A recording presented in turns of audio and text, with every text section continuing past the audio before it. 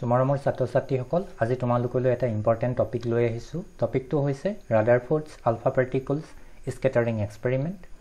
ৰাদাৰফৰ্ডৰ এই ULFA particle scattering এক্সপেৰিমেণ্টটো কিয় কৰা হৈছিল ৰাদাৰফৰ্ডৰ আলফা পাৰ্টিকল স্কেটাৰিং এক্সপেৰিমেণ্টটো এটমিক ষ্ট্ৰাকচাৰটো জানিবৰ কাৰণে কৰা হৈছিল এটমছবিলাক কেনেদৰে গঠিত হৈ থাকিব এটমছবিলাকৰ ভিতৰত কি থাকিব যিবিলাক পাৰ্টিকলছ এটমৰ ভিতৰত থাকিব ইহঁতে কেনেদৰে থাকিব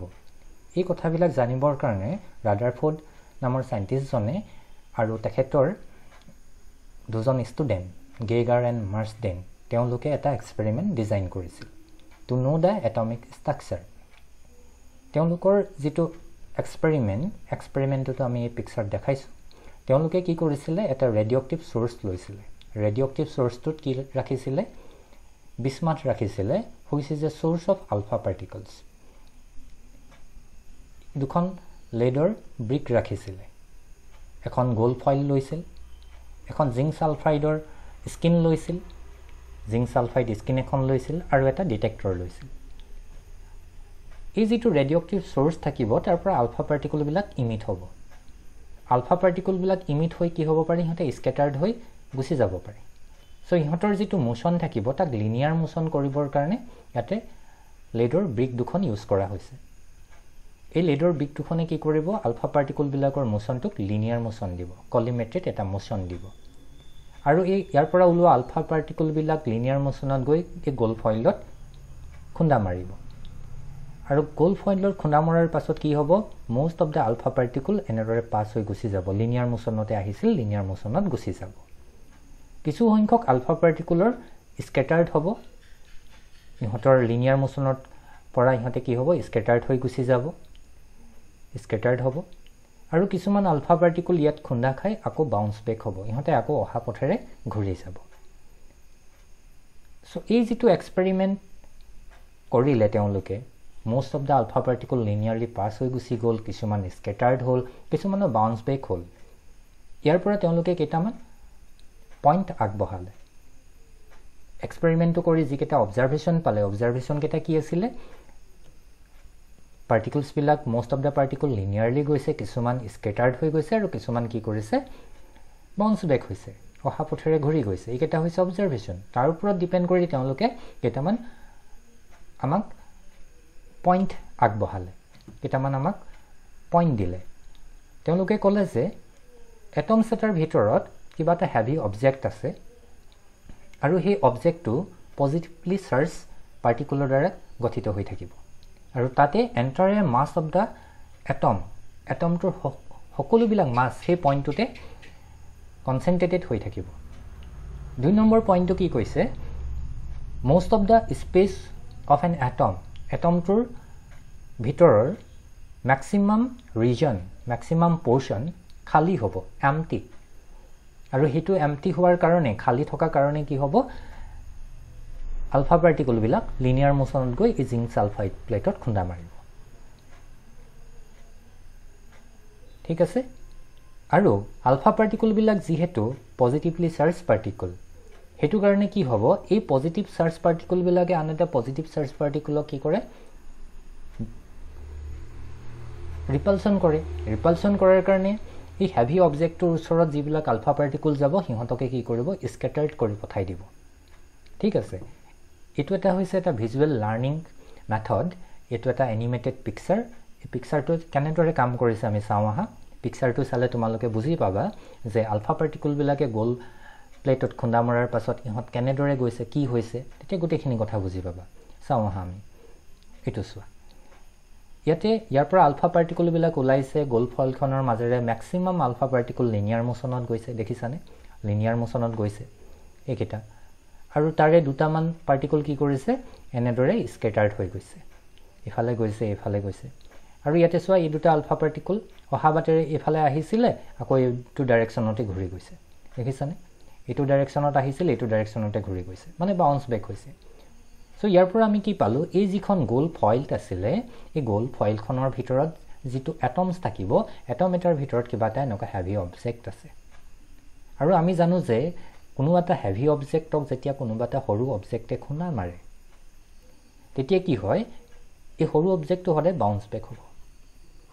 তোমালোকে এটা টেনিছ বল ওয়াল এখনত মাৰি দিয়াচোন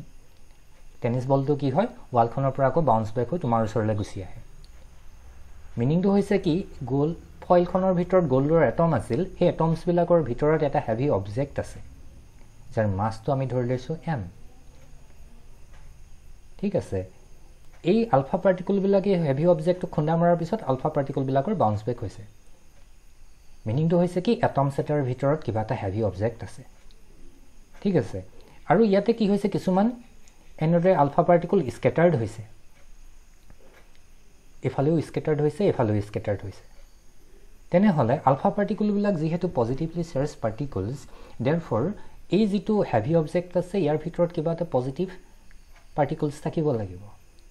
যেতিয়া পজিটিভ পাৰ্টিকলছ থাকিব এই পজিটিভ পাৰ্টিকলছটো ইয়াৰ ওচৰলৈ যোৱাৰ লগে লগে এনেকৈ স্কেটাৰ্ড হৈ গুচি যাব এনেদৰে স্কেটাৰ্ড হৈ গুচি যাব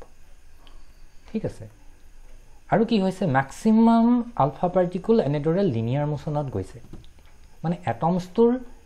বাকি পোৰ্শনবিলাক এই যিটো বাকি পোৰ্শন থাকিব এইবিলাকৰ মাজেৰে আলফা পাৰ্টিকলবিলাক কোনো ধৰণৰ ডেভিয়েশ্যন নোহোৱাকৈ পাৰ হৈ গুচি গৈছে